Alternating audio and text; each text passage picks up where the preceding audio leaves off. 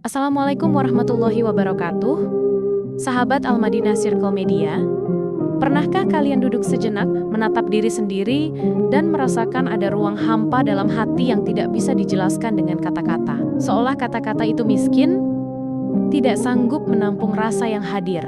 Hari ini, kita akan menelusuri rasa itu perlahan, dengan bahasa sederhana, logika halus, dan cahaya hikmah dari Al-Quran, hadis, serta pandangan para ulama klasik. Bukan untuk membingungkan, tapi untuk membawa hati kita sedikit demi sedikit dekat dengan Allah. Sehingga rasa sepi bukan lagi menakutkan, tapi menjadi pintu menuju kedamaian hakiki. Waalaikumsalam warahmatullahi wabarakatuh. Masya Allah, kadang kita merasa rajin ibadah, tapi hati tetap sepi. Itu bukan salah ibadah, tapi Allah ingin kita hadir sepenuhnya dalam ibadah. Secara fikih, ibadah sah, tapi secara tafsir, hati belum hadir. Makanya ulama itu sering ngomong begini, ibadah yang tidak hadir, hatinya ibarat pohon tanpa akar. Nabi pun ngajari, hadirkan hati dalam setiap gerak ibadah, karena gerakan tanpa hati tidak akan sampai pada kedamaian hakiki. Kadang aku merasa rajin sholat, rajin doa, tapi hati tetap terasa kosong.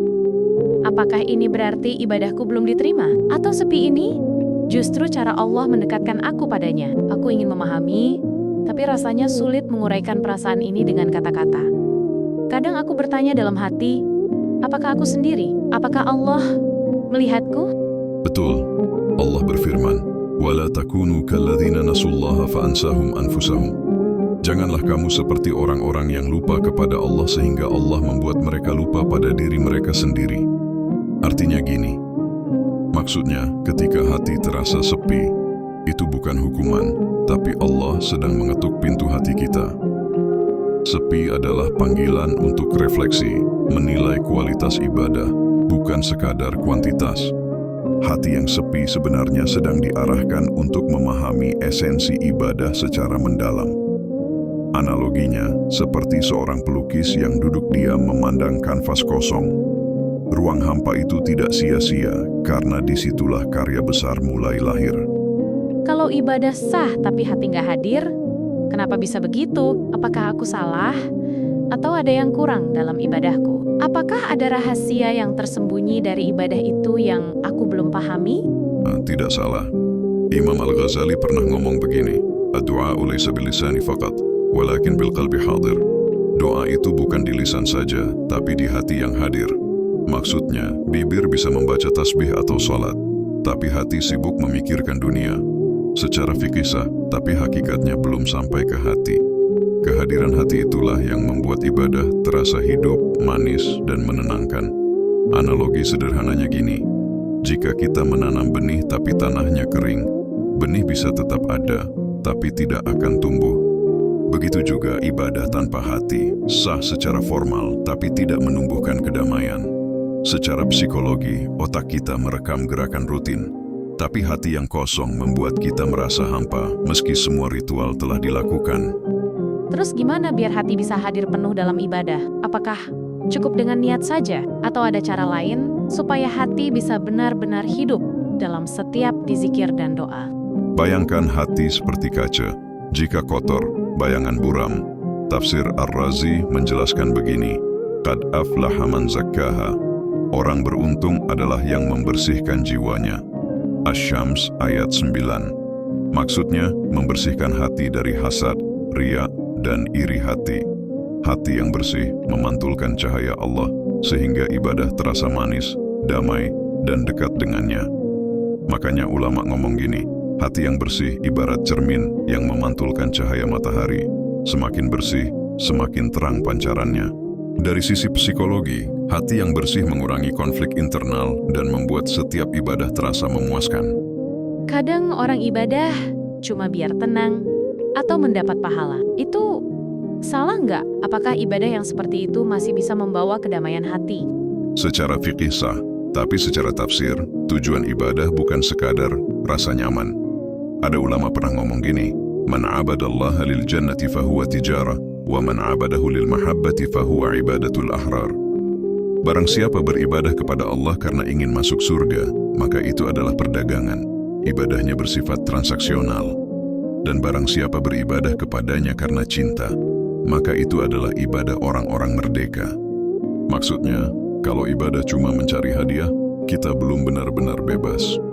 Ibadah hakiki adalah karena cinta kepada Allah, bukan karena sensasi atau imbalan. Nabi pun mengajarkan, hati yang cinta akan melakukan ibadah tanpa menunggu ganjaran, karena cinta itu sendiri cukup menjadi motivasi. Analoginya gini, jika seorang anak menanam pohon hanya karena ingin buah, ia mungkin kecewa saat pohon butuh waktu. Tapi jika menanam karena mencintai pohon itu sendiri, setiap proses menjadi indah. Jadi, sepi itu ujian cinta ya? Apakah Allah ingin kita belajar sabar dan istiqomah melalui sepi ini? Iya, Allah kadang menahan rasa manis ibadah supaya kita mencintainya, bukan sensasi. Ibnu Athaillah pernah dawuh gini, "Rubbama yuti'ullaha wa la yadhuqu halawata ta'ati liyabqa 'alaiha." Boleh jadi engkau taat kepada Allah, tetapi belum merasakan manisnya ketaatan agar engkau terus melakukannya. Maksudnya gini, sepi itu cara Allah melatih kesabaran dan konsistensi. Iman bukan soal sensasi manis, tapi tentang istiqamah dan keikhlasan hati. Kadang yang tersembunyi itu justru pelajaran terbesar. Dari perspektif psikologi, ini mirip proses latihan mental. Rasa hampa menumbuhkan ketahanan hati, kesabaran, dan kekuatan spiritual yang lebih dalam. Kalau terus sepi, kadang capek juga ya. Apakah itu wajar? Bagaimana caranya supaya hati tetap kuat dan gak putus asa? Betul, psikologi modern menyebutnya spiritual fatigue. Solusinya bukan berhenti, tapi menata niat dan hati. Ibarat baterai HP, bukan ganti HP, tapi colok ke sumber daya. Allah berfirman, "Ala bidzikrillahi tatmainnul qulub." Ingatlah kepada Allah, niscaya hati menjadi tenang. Artinya apa? Artinya gini, mengingat Allah adalah sumber ketenangan hati. Sepi bukan akhir, tapi kesempatan memperkuat hubungan dengannya. Analoginya gini, seperti mendengarkan musik lembut di kamar gelap, hati mulai menenangkan diri, walau dunia di luar tetap gaduh.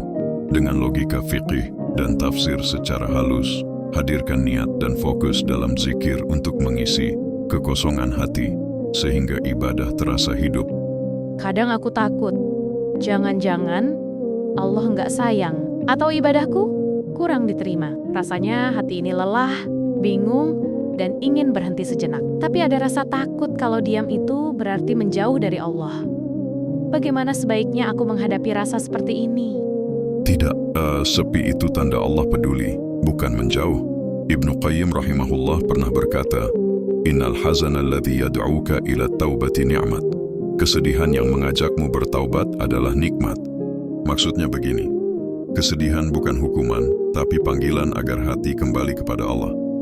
Dengan logika fikih, kesedihan hati itu seperti tanda bahwa niat ibadah kita belum maksimal. Hati masih menginginkan kehadiran Allah lebih dari sekadar rutinitas. Secara psikologi, diam dan merenung memberi ruang bagi hati untuk menyusun ulang niat, membersihkan perasaan yang tercampur antara dunia dan akhirat, sehingga ibadah berikutnya lebih fokus dan terasa hidup. Allah dekat banget ya, tapi kadang rasanya aku nggak bisa merasakannya. Bagaimana caranya supaya hati bisa benar-benar merasa dekat dengannya, terutama saat sepi dan hampa datang? Sangat dekat. Allah berfirman, "Wa nahnu aqrabu ilaihi min hablil warid." Kami lebih dekat kepadanya daripada urat lehernya. Artinya apa?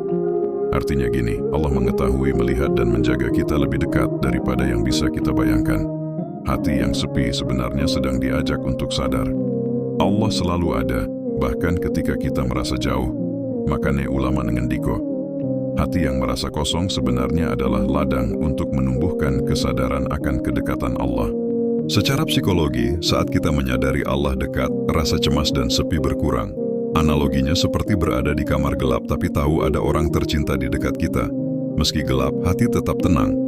Jadi sepi itu nggak selalu buruk ya, bisa jadi jalan untuk menemukan kedamaian. Tapi kadang aku takut kalau kesepian ini membuat hati makin jauh dari Allah. Iya, kalau kita tahu cara mendengarnya.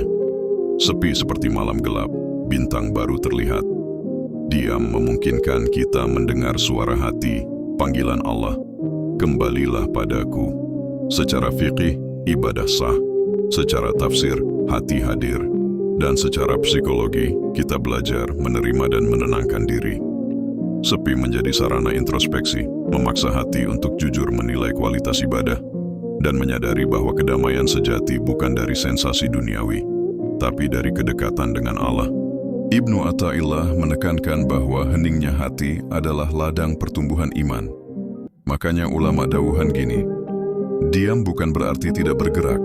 Kadang gerakan terbaik adalah diam dan menyadari Allah. Analoginya, seperti tanah yang diam di musim hujan, meski tampak sunyi, di dalamnya benih tumbuh subur. Jadi intinya, jangan buru-buru menuduh Allah menjauh. Sepi itu bukan akhir dari perjalanan spiritual, tapi justru awal untuk memahami hakikat ibadah dan mendekat kepadanya. Betul. Kadang Allah ingin kita hening dulu agar suaranya terdengar. Ibadah yang diukur dari cinta, bukan sensasi, itulah hakikatnya. Allah pernah berfirman seperti ini, "Waman yatawakkal 'ala Allahi fahuwa hasbuhu." Sopo sing tawakal karo Allah bakal dicukupi urusane. Maksudnya gini, orang yang bertawakal kepada Allah, segala urusannya akan dicukupi. Sepi itu sebenarnya ladang untuk menumbuhkan tawakal. Hati yang menemukan Allah tidak akan merasa hampa.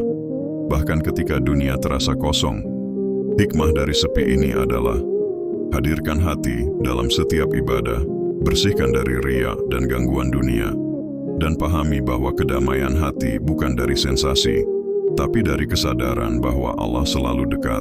Sepi berubah menjadi refleksi, refleksi menjadi keikhlasan, dan keikhlasan menghasilkan kedamaian abadi. Nah, jadi kalau hidupmu terasa sepi, padahal ibadahmu rajin, jangan buru-buru suudzon karo Allah. Sepi itu kadang bukan tanda Allah ninggalmu, tapi tanda Allah sedang ngundang hatimu supaya nggak sibuk nyari makhluk lagi. Kata Imam Al-Ghazali, "Man arafa nafsahu, faqad arafa rabbahu." Barang siapa mengenal dirinya, maka ia akan mengenal Tuhannya. Artinya apa? Artinya, sepi itu ruang Allah untuk memperkenalkan dirinya. Allah ingin kamu ngerti bahwa yang bisa ngisi hatimu itu bukan ramai, bukan manusia, tapi hanya Dia. Secara fikih, ibadah itu sah kalau rukunnya terpenuhi. Tapi secara hakikat, ibadah itu hidup kalau hati yang beribadah itu hadir. Makanya para ulama sering ngomong gini, syalat tanpa hati, seperti jasad tanpa ruh. Jadi, sepi itu bukan salahnya ibadahmu.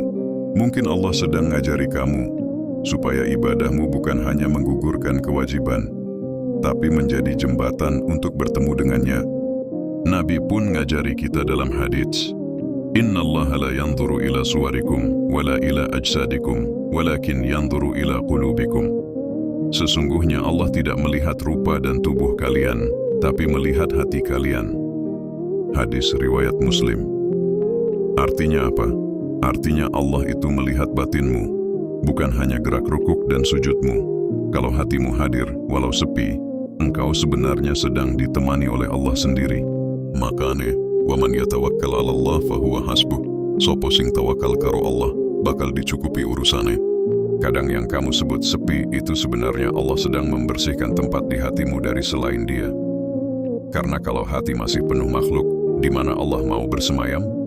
Ibnu Qayyim bilang dalam Madarij As-Salihin, ketika Allah mencintai hambanya, Dia akan membuatnya sepi dari dunia, agar hatinya hanya bergantung padanya.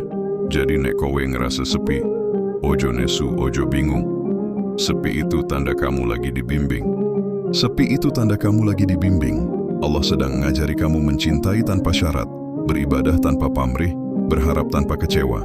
Dan kalau suatu saat sepi itu terasa berat, cukup ucapkan saja, "Hasbiyallahu la ilaha illa, huwa alaihi tawakkaltu, wa huwa rabbul arshil azim." Cukuplah Allah bagiku, tiada Tuhan selain Dia. Kepadanya aku bertawakal, dan Dia Tuhan yang memiliki arsy yang agung. Dan disitulah pelan-pelan hatimu gak lagi takut sama sepi. Karena ternyata, sepi itu bukan kekosongan, tapi ruang yang Allah isi dengan dirinya sendiri. Subhanallah, Masya Allah, indah banget ya. Kalau kita paham makna di balik rasa sepi, mungkin selama ini kita terlalu sibuk mencari teman, sampai lupa bahwa Allah itu selalu menemani. Kalau kamu suka dengan renungan ini, bantu sebarkan kebaikan dengan cara klik like, share, dan subscribe, supaya lebih banyak hati yang diingatkan. Aku doakan, semoga hatimu tenang, ibadahmu diterima, dan kesepianmu berubah jadi kedekatan dengan Allah.